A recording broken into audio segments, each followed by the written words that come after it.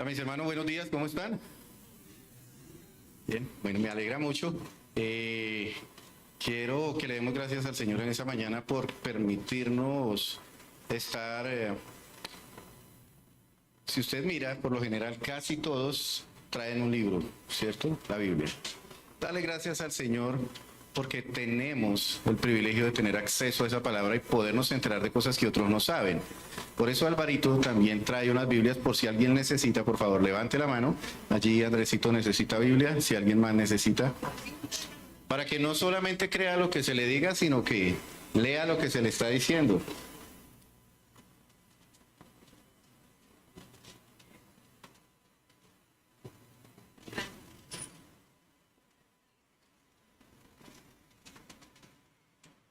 Y démosle gracias al Señor por tener acceso a esa palabra, porque como orábamos ahorita, hay personas que están muriendo y de pronto algunos ni acceso han tenido. Ha sido difícil para algunos. Entonces, yo quiero que demos gracias a Dios por su palabra. ¿Les parece? Cerremos los ojitos. Señor, gracias te damos en esta mañana porque tu palabra es buena, porque tu palabra es viva y eficaz. Nos infundes aliento por medio de tu palabra. Gracias por tener acceso a ella, por revelarte a nosotros, Señor, por medio de ella, y es un privilegio, Señor. Gracias por ese hermoso privilegio y permítenos disfrutarlo en esta mañana, en el nombre de Jesús. Amén. Bien, mis hermanos, entonces, quiero empezar esta mañana también. Sabemos que no solamente aquí en la iglesia, sino en muchos lugares, todas las personas tenemos problemas.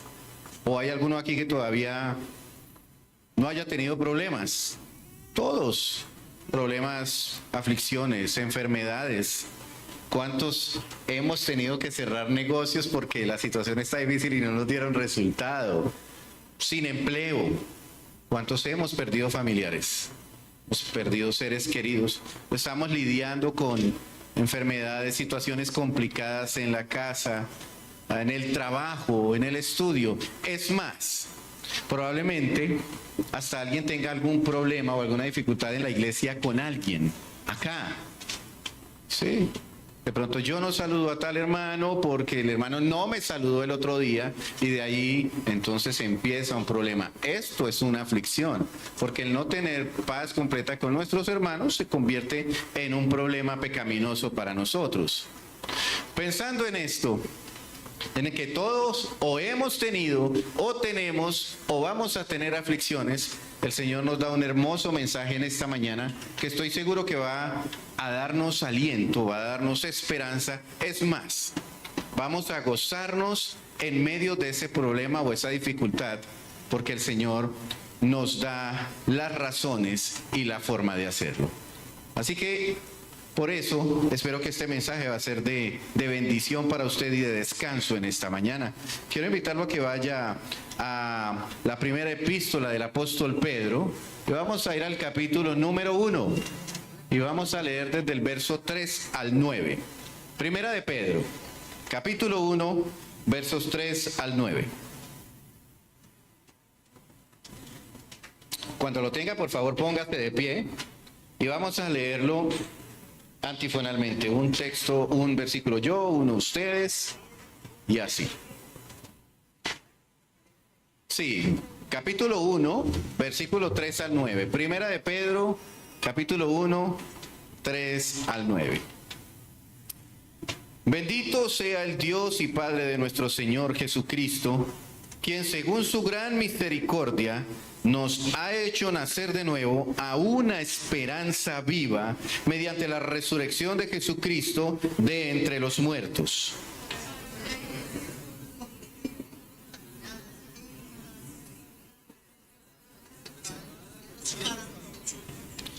Mediante la fe, ustedes son protegidos por el poder de Dios para la salvación que está preparada para ser revelada en el último tiempo.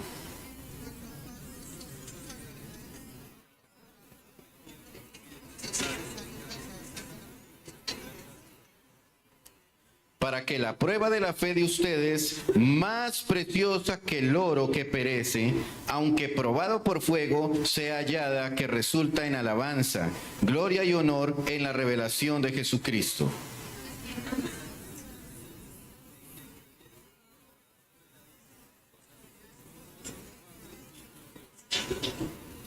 Y este versículo 9 quiero que lo leamos todos. Amén. Obteniendo como resultado de su fe la salvación de sus almas. Amén. Puede tomar asiento. Muchas gracias. En el momento que fue escrita esta epístola por Pedro, la iglesia estaba pasando por tremenda situación. El emperador Nerón era conocido por una cosa muy importante, que era un gran constructor, le gustaba construir. Pero algo por lo que se conoció también, que es terrible, fue la terrible persecución hacia la iglesia en esta época. Como él era constructor, le gustaba construir, en la ciudad de Roma empezaron a aparecer incendios en ciertas edificaciones. ¿Y qué pasa cuando una edificación se incendia y se desploma? Toca construirla. Entonces decían que Nerón, el emperador, era el que estaba haciendo este caos para poder construir nuevas edificaciones como él quería. Luego de un tiempo dijeron que eran los cristianos, que era la iglesia la que estaba incendiando la ciudad, generando caos y generando rebeldía. Por consiguiente, ¿qué tuvo que hacer la iglesia cuando los empezaron a perseguir? Huir. Tuvieron que huir hacia las montañas y regiones cercanas. Sufrieron desplazamiento, porque tuvieron que irse de sus casas, tuvieron que dejar sus negocios, tuvieron que separarse familias, porque parte de la persecución que estaban teniendo eran cosas sencillas, como que les ponían encima pieles de ovejas y los llevaban al circo romano para que los perros los mataran a mordiscos. Sencillo. Otros los convertían en antorchas humanas para que se viera por todo lado lo que pasaba con los cristianos. Tremenda la situación de estos hermanos en esta época. Eso era lo que pasaba con la iglesia, y por esta razón es que Pedro decide escribirles esta carta, obviamente inspirado y motivado por el Señor, porque cuando uno está en sufrimiento, cuando uno está en aflicción, ¿qué es lo que más necesita? Una voz de aliento. Y más una voz de aliento de parte del Señor, más una promesa incluso por parte del Señor. Y Pedro, inspirado por el Espíritu Santo, escribe esta carta. Entonces vamos a empezar a mirar el texto. ¿Qué nos quiere decir a nosotros?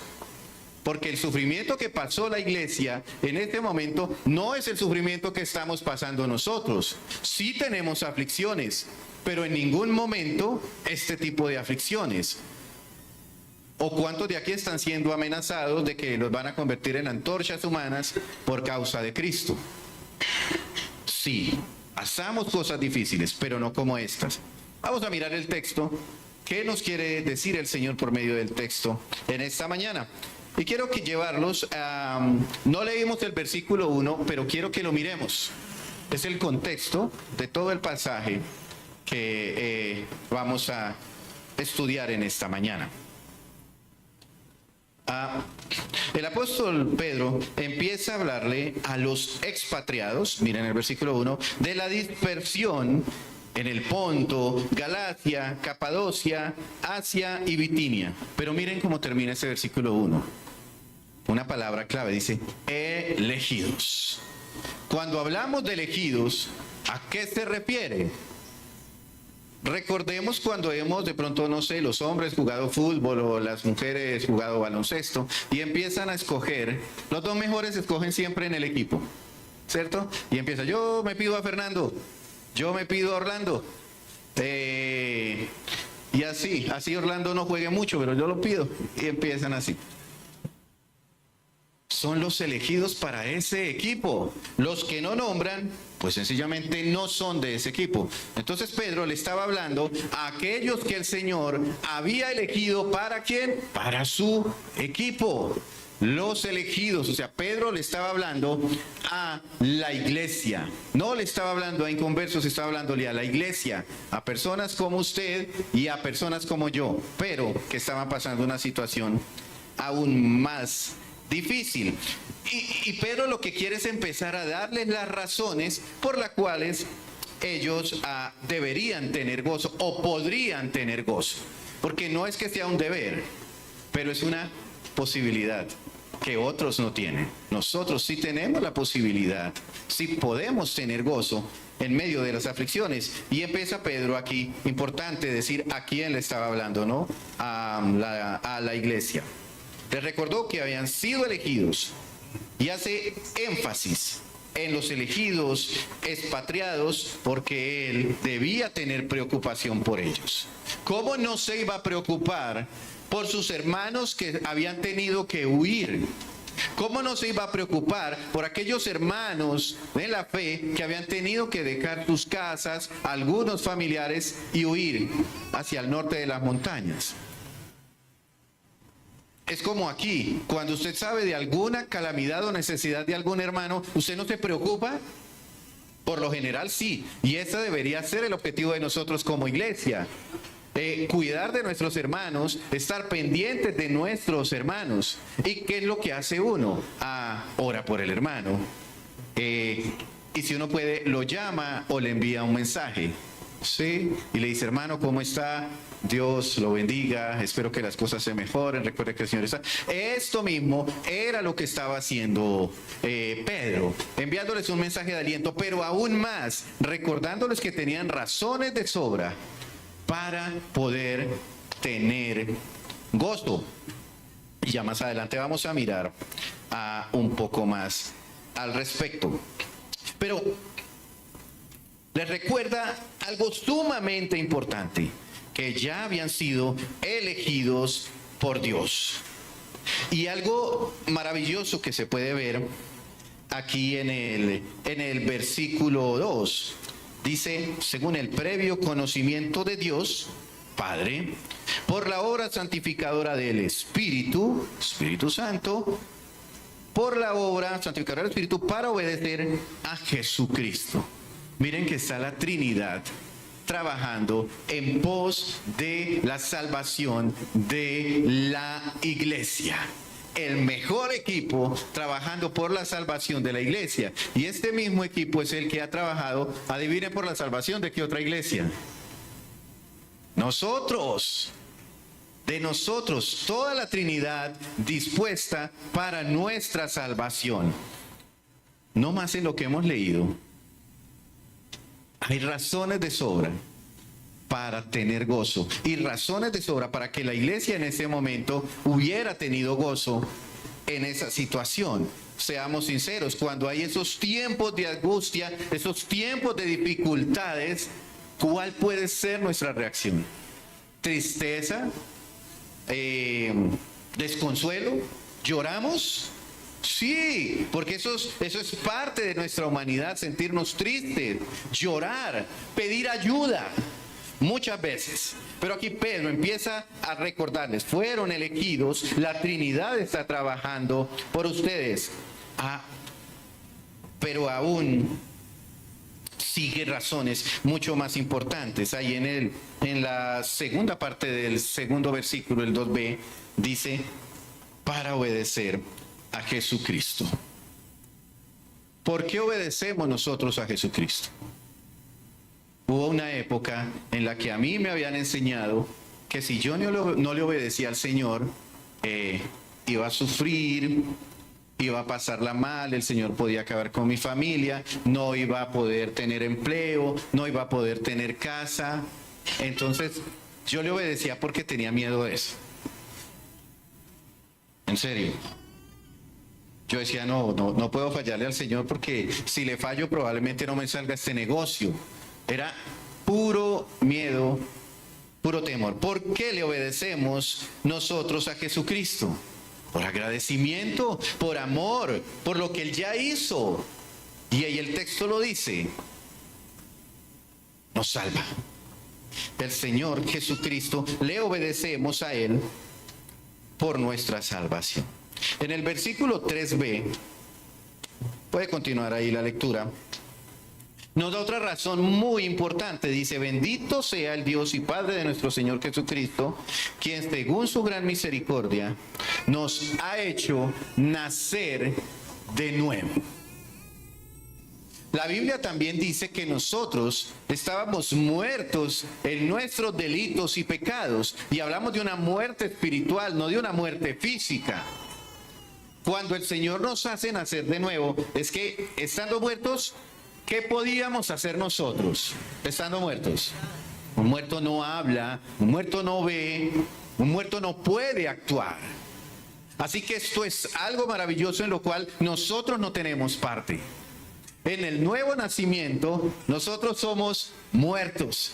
Y el Señor viene y resucita a ese muerto. Este es el nuevo nacimiento, lo hace revivir, lo hace renacer. Es algo espiritual. Nicodemo alguna vez le preguntó al Señor, en Juan 3:3 está, y Jesús le dijo, hay que nacer de nuevo, es necesario.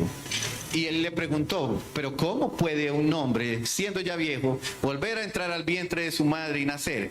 Y el Señor le dice, no es algo físico, es algo espiritual, en lo cual tengámoslo muy en cuenta que el nuevo nacimiento, mejor dicho, sin el nuevo nacimiento no habría justificación, no habría santificación. Así que el nuevo nacimiento es fundamental para nuestra salvación.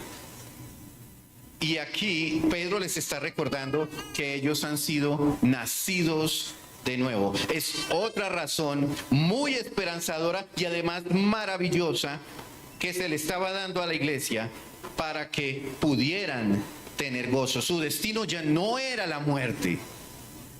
Su destino no era la muerte eterna, ellos ya tenían otro destino. Y usted, yo no sé qué piense acerca de su destino, pero espero que esté confiado en que el Señor a usted también lo ha elegido, que lo ha hecho nacer de nuevo.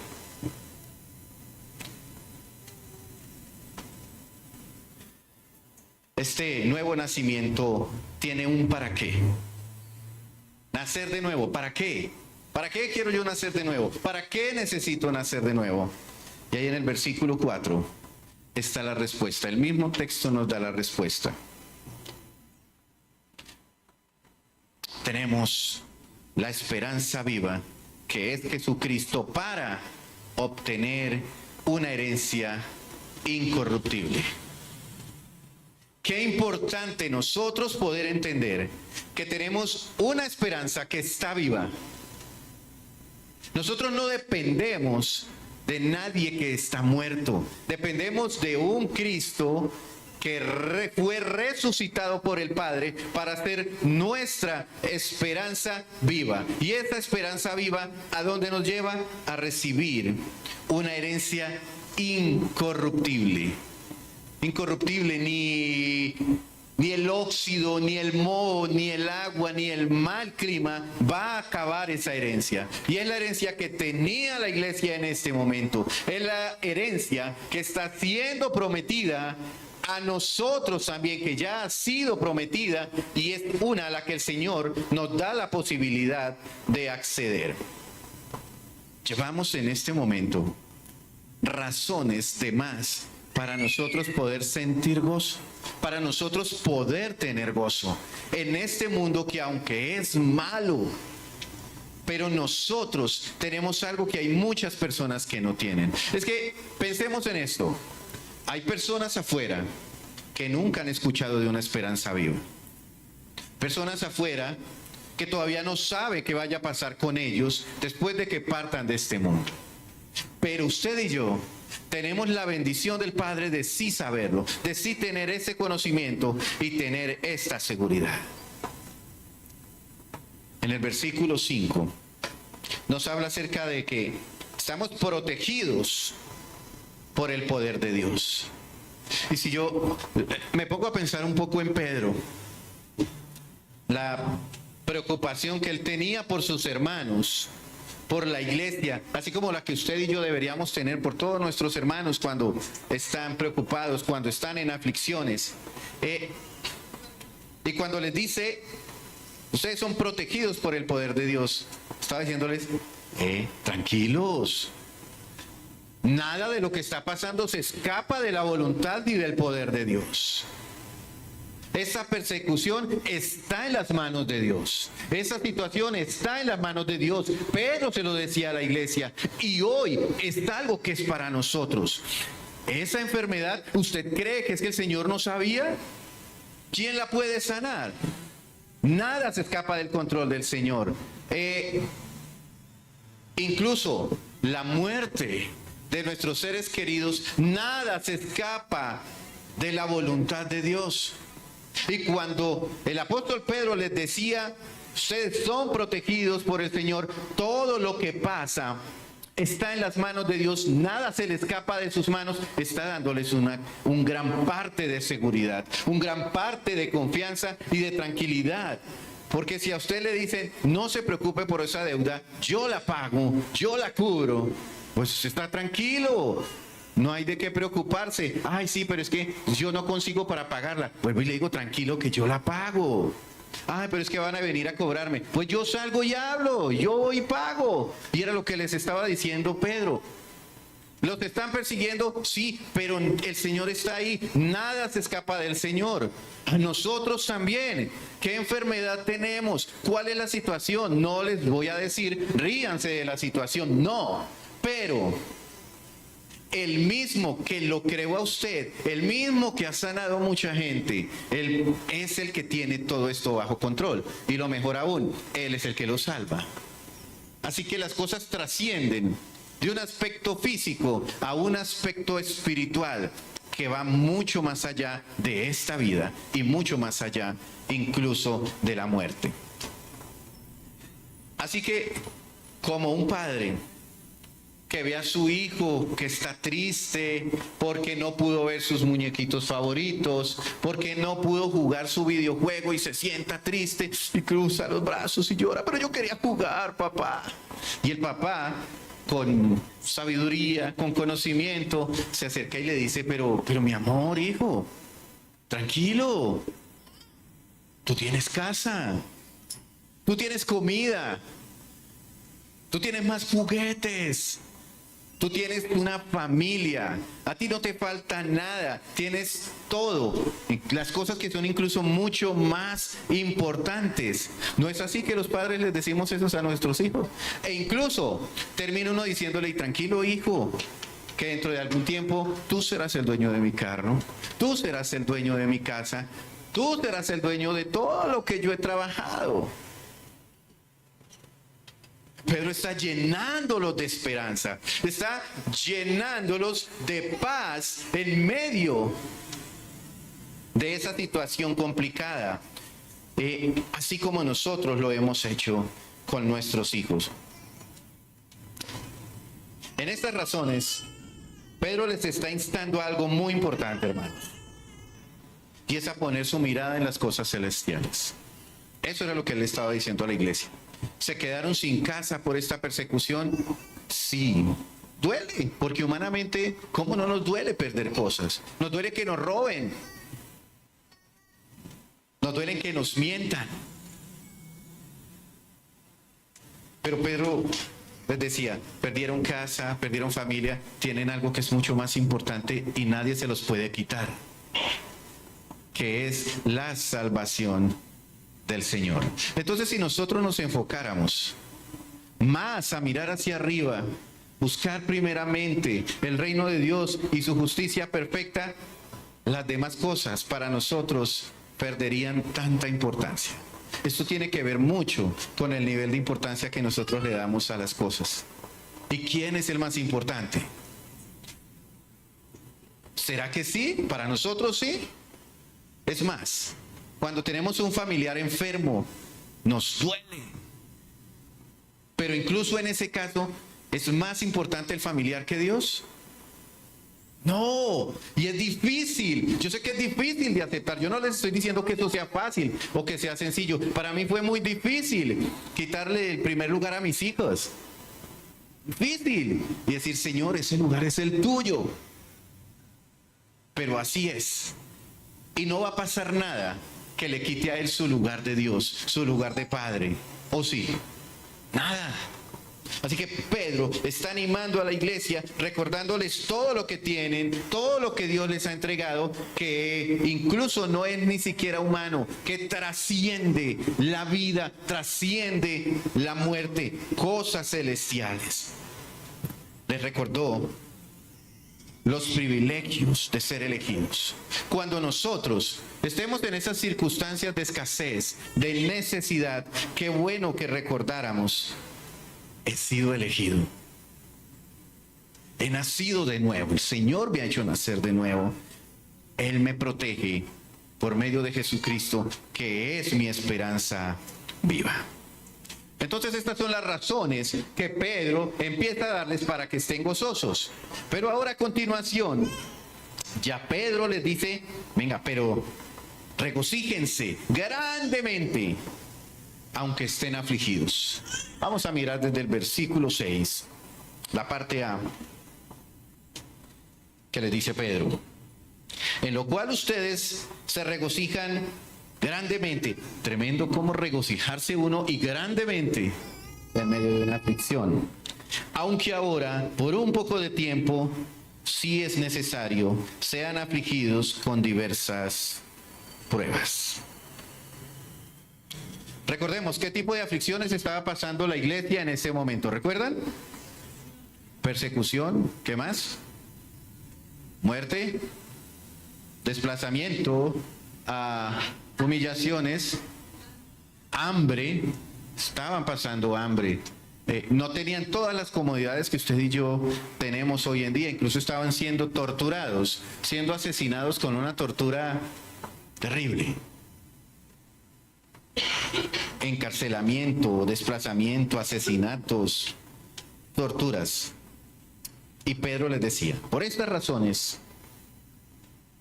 deben regocijarse en el Señor. ¿Cuáles razones? Las que vimos. Elegidos, nacidos de nuevo a una esperanza viva y protegidos por el Señor. Pero hay algo allí que dice el texto, que dice que por un tiempo. A algunas versiones, la NBA dice por un poco de tiempo, la NTV dice por un tiempo breve, la Reina Valera dice por un poco de tiempo, la traducción lenguaje actual dice por algún tiempo. Esto es algo que también nos debe motivar, que el sufrimiento no es eterno, la aflicción no es eterna, se acaba en algún momento. Y así dice la Biblia, por algún poco de tiempo. Así que es esperanzador saber que el sufrimiento no es eterno. Pero también el saber y reconocer que las aflicciones son inevitables. No es negociable. Ninguno de nosotros aquí puede decir, Señor, quítame todas las aflicciones y que nunca tenga. No. El mismo Señor Jesús, en el que nosotros confiamos, lo dijo en Juan 16:33. Dijo, en este mundo tendréis ¿qué? Tendréis aflicciones, no dijo algunos. En este mundo tendréis aflicciones. O sea, en otras palabras, mientras nosotros estemos en este mundo, vamos a tener sufrimiento.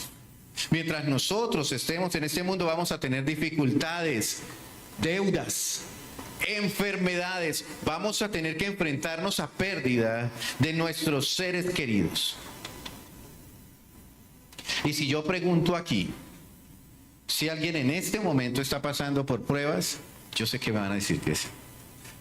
Por eso no digo levanten la mano, porque todos levantaríamos la mano. Si pregunto si alguien pasó por pruebas, va a decir, sí, yo ya pasé por pruebas.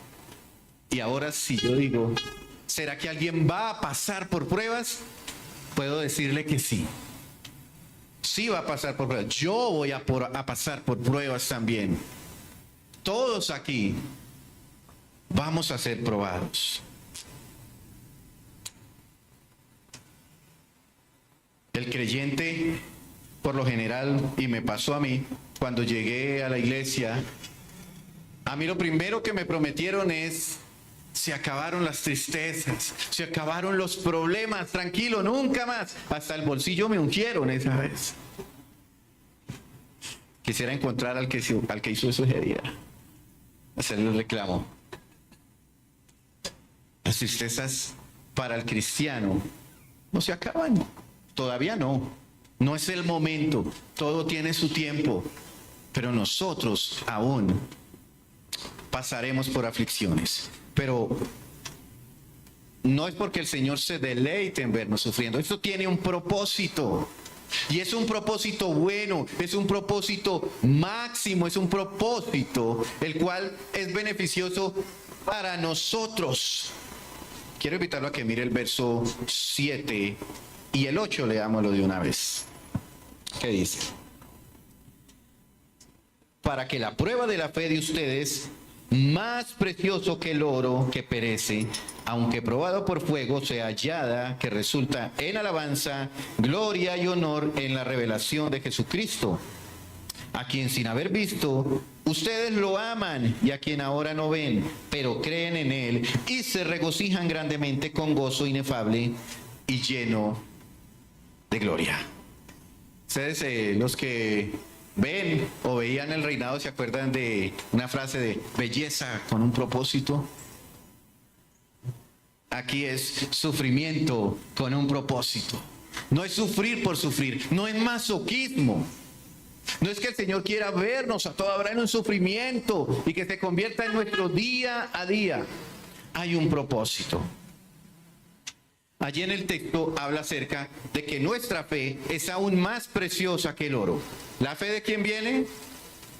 De Dios. Dios es el que nos da la fe. La fe es más preciosa que el oro, según el texto. Y dice que el oro se purifica o se acusa con fuego. Y nos narra este proceso. ¿Por qué nos narrará este proceso? Entonces yo quise mirar un poco. Supe, en lo que investigué, supe que el oro llega a 14, 18 y 24 quilates. Pero para que llegue a esa forma o a esa belleza, hay que fundirlo a un calor sumamente elevado. Pero aparte de fundirlo a un calor sumamente elevado, luego toca refundirlo, volverlo a hacer una y otra vez el proceso hasta que llegue a los 24 quilates. ¿Y cuál es el objetivo? Que las impurezas suban a la superficie del metal fundido para luego quitarlos, lijar todas las impurezas y quede solamente el oro puro. El texto dice, hermanos, que su fe es más preciosa que el oro. Entonces debe ser probada, debe ser pasada por el fuego. Así que no es sufrir por sufrir, es sufrir para ser purificados. Eso es lo que está diciendo el texto. El sufrimiento viene para que nuestra fe sea probada, para ser purificados y para que salga a luz la verdadera fe. Sabiendo esto, ¿será que el Señor nos está purificando de algo? ¿Con esa enfermedad? ¿Con esa deuda? ¿Con esa discusión que tenemos con nuestro hermano en la congregación? ¿Con esa pelea con la esposa, la pelea con los hijos? ¿El disgusto con el vecino? ¿Será que el Señor está purificándonos por algo o de algo? ¿Será que es que Él quiere que en nosotros se vea una fe real, una fe original? Eso tiene que ver con originalidad. Eso tiene que ver con ser auténticos cristianos, tener una fe auténtica. Por eso, según el texto, es que pasamos estas pruebas. Y si tiene como propósito que seamos purificados, entonces las pruebas ¿serán buenas o serán malas? Tremendo, ¿cierto? Ahora, hay algunas cosas que yo he dejado de hacer, cosas pecaminosas por el sufrimiento. Realmente así ha sido. Porque yo dejé de discutir con los otros conductores en la calle. Por una discusión que tuve un día con uno de ellos y realmente me asustó. Porque pensé que iba con mi esposa y mis hijos y pensé que les podía haber hecho algo. Por eso dejé de discutir. No fue porque yo dijera, quiero servirle al Señor, mostrar más amor y no voy a volver a discutir. Ese susto que tuve en ese momento, ese sufrimiento momentáneo, que fue solo cuestión de unos minutos, me llevó a dejar de hacerlo. Entonces, esa aflicción que tuve, ese susto, ¿fue buena para mí o fue mala? Fue buena. Y para todos nosotros, la Biblia, el Señor está diciendo que esa aflicción que usted está pasando, que yo estoy pasando, es buena, porque está purificando mi vida y porque está mostrando si mi fe es auténtica o no. Porque algunos en medio de una situación difícil podemos decidir no volver a la iglesia. ¿Por qué? Para que yo voy a la iglesia, voy los domingos, voy los miércoles, voy los viernes, bueno, todos los días si quiera. Pero mi situación económica sigue igual de difícil. Entonces, ¿yo para qué vuelvo? ¿Esa es una fe auténtica? Otros dicen, ¿yo para qué oro? Todos los días le oro. Llevo años orándole para que me permita ir a Walt Disney World y nada. Entonces yo ya no le oro más. Entonces dejo de orar. Y algo que me parecía aún más grave, servidores en las mismas iglesias que toman la decisión de no servir más al Señor porque ya están agotados y no quieren más. El Señor no les ha dado lo que han pedido.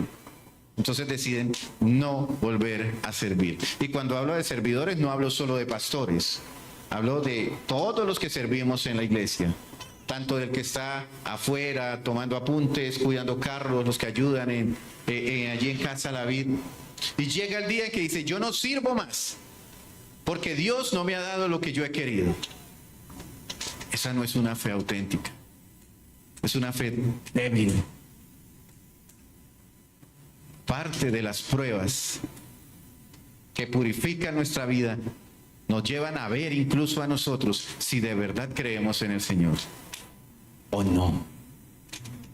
Yo sé que en ese momento se puede estar pensando, si yo alguna vez lo dije, si yo alguna vez lo pensé, o si en estos momentos lo está pensando, hermano, lo invito a que lea nuevamente el texto. El Señor está purificando su vida y tiene un propósito especial, tiene un propósito grande. Así que no nos demos por vencidos. Las pruebas terminan siendo de bendición para nosotros. No quiero sonar insensible con aquel que de pronto esté pasando una situación muy difícil en casa o en su trabajo. No, hermano, lo entiendo porque también he pasado por cosas difíciles. Pero el Señor está recordándole hoy que hay cosas mucho más importantes, que no tienen fin, que no tienen límite. Y recordemos 1 Corintios 10:13. No ha sobrevenido sobre vosotros ninguna prueba que no sea humana. ¿Recuerdan? Sino que bueno Dios que también con la prueba da ¿qué? La salida. Y aquí nos está dando razones de más para que nosotros podamos incluso gozarnos. El Señor está purificando. Esto nunca va a tener un resultado fatal para mí. Al contrario, siempre estos procesos de purificación tienen resultados de bendición para nosotros y para nuestra familia, porque esto tiene impacto en las personas a nuestro alrededor.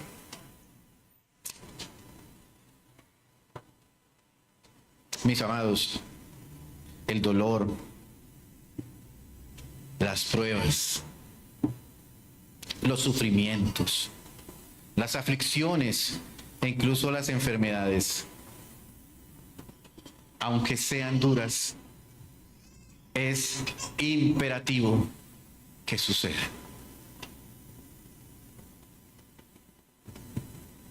Es más, es indispensable que pasen en nuestra vida.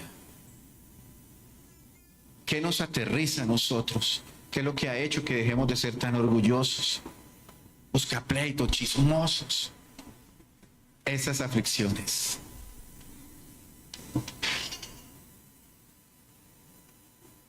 Y aunque hay razones de sobra, como las que está presentando Pedro a la iglesia, para gozarse en medio de las aflicciones, nosotros tenemos esas razones de más. Y aún más, nosotros no estamos pasando esa misma situación que la iglesia. A nadie aquí le han apuntado esta semana a decirle: si usted se va para la iglesia, lo mato. Si usted dice que es cristiano, lo voy a incendiar y lo voy a poner a que baje por toda la tercera para que todos lo vean incendiar. A nadie le están quitando la casa por la causa de Cristo. De pronto por ser un mal administrador, sí. Pero no por la causa de Cristo, no por ser cristiano. ¿Es que le vamos a quitar la casa porque usted dijo que era cristiano? No. Pero esa sí era la situación de la iglesia. O sea que nosotros, aparte de tener las mismas razones que tenían ellos para gozarse, tenemos menos aflicciones.